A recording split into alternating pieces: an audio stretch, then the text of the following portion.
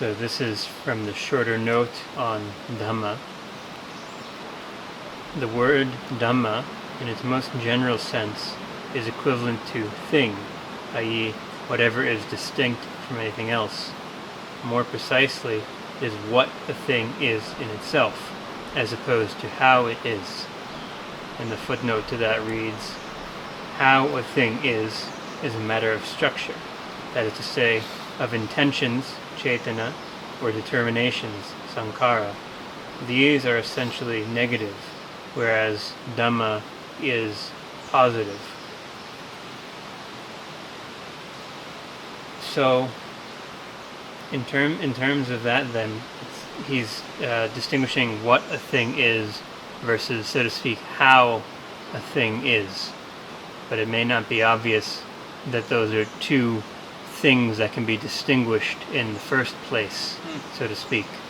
I was wondering if you had anything to comment or add about how you would discern a thing from its determinations, so to speak.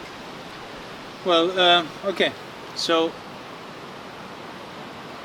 that's where Yoniso Manasikara comes in, basically knowing how to attend a thing without making it another thing, without making it a different thing.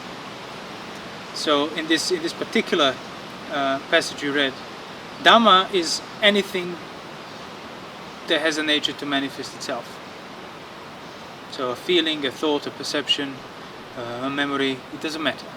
If it's a arisen experience as such, it's a thing, it's a Dhamma. So you will discern then what that thing is determined by simultaneously being able to discern what's present there within that thing that it isn't that thing. Now the problem is this requires quite a refined, as in proper way of attending to the fundamental core of the arisen thing. That's why Yoniso, Manasikara, Yoniso literally means womb, means going back to the womb, attending to the womb of the arisen thing, that it's simultaneously there present, attending to its base. That's what proper attention means in the suttas. The problem that people have is if that proper attention is not developed and trained and discerned, what you're going to do is when there is a thing A has arisen, instead of seeing through it into not A, still within A, but not that A, people, when they look, they overlook. So then they see B. And B is just another thing. Then when they look for the Sankara, for the determination of the experience B, well, they see C. Which means they're not seeing these things simultaneously present. They're following them in time. They're following them linearly or logically. And that's why they can't understand the true nature of Sankara, because if a person would understand that, that's the beginning of Paticcasamuppada. So the present experience of such and such nature, without abandoning that experience, without over-intending it, without under-intending it, you want to discern peripherally, in regard to the present experience, what else is there. That's what I meant in the previous video about Kamma, when I said the intentionality behind your actions. The degree of those intentions it's given beforehand as options, and that's not your doing, nor it is your responsibility. Not being able to see it on that level, you will automatically appropriate it, overly intend it, which means make it mine, which means result in acting out of it.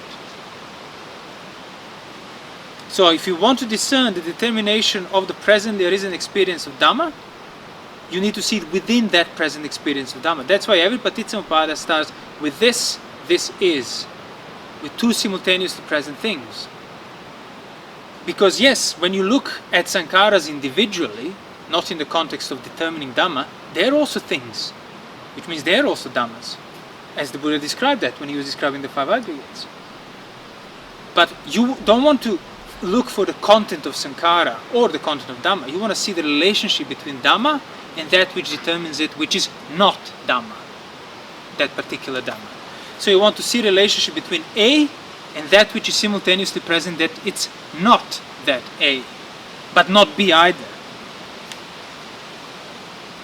So by not giving into A, but not making it into B, by not confusing the two, you get to understand how A is presently determined, presently arisen with presently arisen causes as well. And that's why when they ask the Buddha, like he says, how did you cross? He said, you can't cross the shore by fighting the waves, by pulling backwards, by standing still. So how did you cross the shores? By not fighting the waves, by not pulling backwards, by not standing still. He has crossed the stream, the river. But the problem people have is, because it's a form of fighting the wave, over-intending it. Oh, there is the arisen Dhamma A, I look for its cause, as in I'm looking for B to determine A.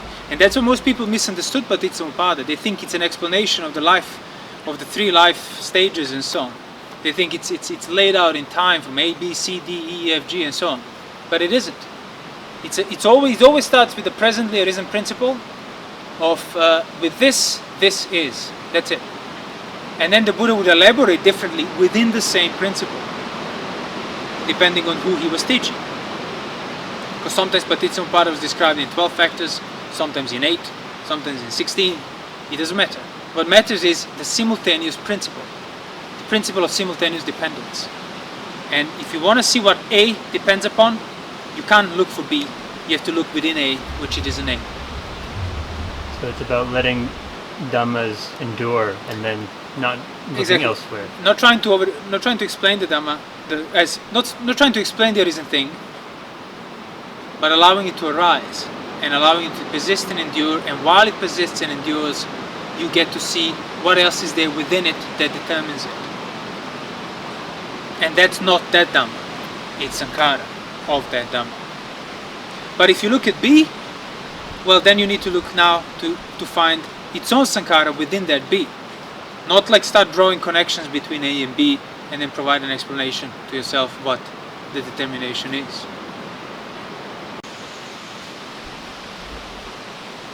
So this is going on to the next paragraph now.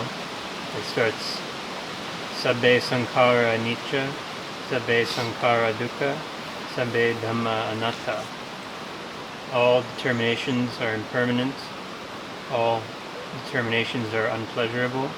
All things are not self.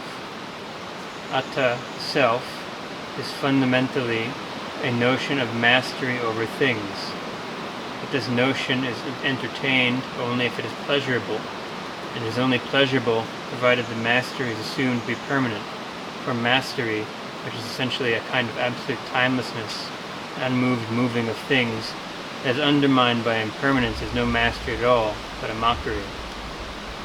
Thus, regarding of a thing, a Dhamma, as atta, or self, can survive for only so long as the notion gives pleasure, and it only gives pleasure for so long as that Dhamma can be considered as permanent, for regarding a thing as self endows it with the illusion of a kind of superstability in time.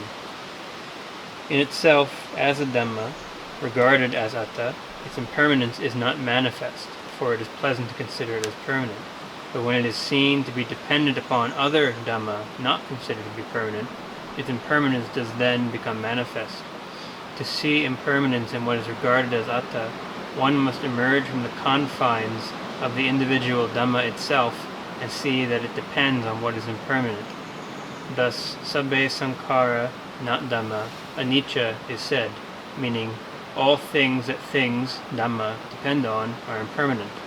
A given Dhamma, as a Dhamma regarded as atta, is on account of being so regarded, considered to be pleasant, but when it is seen to be dependent upon some other Dhamma that, not being regarded as atta, is manifestly unpleasurable, owing to the invariable false perception of permanence, of superstability, and one not free from the conceit I am, then its own unpleasurableness becomes manifest. Thus, Sabbe Sankara, not Dhamma, Dukkha is said. When this is seen, i.e. when perception of permanence and pleasure is understood to be false, the notion, this Dhamma is my atta, comes to an end, and is replaced with Sabbe Dhamma Anatta. So before you ask the question, just to add to that is, that's a commonly kind of misread when people say, oh yeah, the Buddha said all things are impermanent, all things are suffering, all things are not self. That's what I mean when you kind of overly intend and and basically use Dhamma that ends up being an explanation. Just provides an explanation that everything is impermanent and everything is not yours and everything is not yourself. But if you look at the Pali, it doesn't say that. It says all determinations are impermanent, all determinations are suffering, all things are not self. So there's that what I was discussing just a few seconds ago, that difference in the simultaneously present things on a different level. As in the present Dhamma, present self, is determined by present things that are within it that cannot be the self at the same time. So go on now. That was essentially what I was going to ask you about. Right. In simpler terms, if a person can make a contemplation out of it, again, a Putujana thinks things are mine because I am, but it's other way around. It's because you keep taking things to be for me, you keep assuming that you are. So appropriation of as mine comes first, structurally, not temporarily, which means you can't have sense of self without a sense of ownership being present there, simultaneously with that sense of self. And that's why for somebody who has understood the Dhamma, Sotapanna or higher, they have abandoned that Attavada, but they still have a degree of conceit that would correspond to a degree of appropriation that they still maintain in regard to things. But ultimately, of course, they're heading towards complete freedom from it. So in practical terms, if a person wants to contemplate, just take your body, for example. Don't take some random objects, because you might, well, it's a subtle thing to understand, so you want to try as accurately as possible. You want to start as accurately as possible, and the most accurate, the most factual thing that you have is your body. And that is something, your senses, that is something that everybody automatically appropriates and regards as mine, and thinks that I am. Like I can see, hear, taste, touch because I am. It's actually the other way around. It's because you keep seeing, hearing, tasting, touching and so on, you think you are. As in, you think you are the owner of that. So if a person wants to undermine that sense, you can't just start like explaining to yourself that this body is impermanent and use like medical jargon and so on, which assumes this external point of view. No, you need to feel that impermanence right through the heart of that ownership. And how you do it? You do it by allowing that ownership to arise. This body right here that's present right now, sitting on the chair, talking to you, answering your questions. Can I have this present body here, answering your questions, sitting on the chair in this forest? Can I do that without this simultaneous muscle inside of my chest, the heart beating and pumping blood, without oxygen being pumped around my body? Would I be able to operate? Without my lungs being able to breathe air, would I be able to operate? I wouldn't. Which means any sense of ownership, mastery, intentionality that I might exhibit is directly determined, simultaneously determined, or rather determined by the simultaneous presence of these other functioning things that I cannot control. Because you can't even conceive how it would be to tell your heart to stop, and it's just completely involuntarily. It's an involuntary muscle, which means it just works on its own, yet your whole life depends upon it. Now, many people might think that, contemplate the heart and the impermanence of it, but you don't want to contemplate it, as I said before, after or before or left. You want to contemplate it right through the present thing of this appropriation of this body. In another video, I was talking about that, like the simile of the chariot, how people say it's made out of parts that is not real. No, you want to see the parts through the existing phenomenon of the whole. So the contemplation of body parts will work only, as in it will result in dispassion, in freedom from suffering, and this owning of your own body and your own sense of self, which means it will result in anatta. Contemplation of parts will result in that if you see it within the presently arisen basis of this appropriated body. So this body that I am, these sentences that I'm talking, this situation that I'm in control of, can be undermined at any second by the beating heart if it stops to pump. That's it. I cannot continue existing if these parts that comprise this entire body, if these parts, if they stop functioning, if they're dismembered, if they fail, none of which you can control. So recognition of that, of those determinations of those parts, recognition of that, it's they are basically impermanent. Why? Because you know they might be working now, but they cannot possibly work like this in this particular arrangement forever. It's just inconceivable. So that's the first recognition of the impermanence, which then in itself, well, this cannot be pleasurable. Because pleasant notion is the notion of eternity. It's going to be unchanged forever, stable. And if you experience the heart of your ownership as impermanent and unpleasurable, you disown it automatically. That's also another thing I want to say. So a person who starts discerning sabbe, sankara, anicca, sabbe, sankara, dukkha, they don't need to then go and, okay, so sabbe, dhamma, anatta. No, their experience will automatically become dhamma, anatta, sabbe, dhamma, anatta. It will be automatically experienced as not my self. This sense of self, this body, this situation, by being actually fundamentally rooted in that which is completely outside of my reach or control, undermines the ownership of this very situation. Thus, situation remains unchanged in a way, but then everything changes because the ownership of it has been removed. That's why Arahant cannot be necessarily recognized externally. He still acts, talks and does stuff normally like everybody else does. But there is no ownership of any part of that. Thus, there is no any conceit or sense of self. So with regards to the example you gave of seeing your bodily situation that you find yourself in determined by the presence of, let's say, the heart, what is the way to bring your mind to this without making the presence of your heart a be, as we said before? Yeah, exactly. Without over attending it and then making a presence of your heart another thing, that now you're not seeing that relationship of determination anymore. Well, the thing is, you must not become unmindful of how you feel in this present situation. So the present situation being felt right here, right now, to this extent, pleasant, unpleasant, neutral, and then just start not allowing your mind to approach the notion of a pumping heart as a determination, not allow your mind to approach it as an afterthought or as before, or as maybe as an explanation, but actually go through that situation that's being felt. And for most people, it's going to result in anxiety and concern, which is the inevitable beginning. That's why in the suttas you read, when people came to the Buddha and they asked him what is he teaching, he would explain the not self. When they would fall on the ground, beating their breast and pulling their hair in despair, that's because they genuinely understood what he was teaching.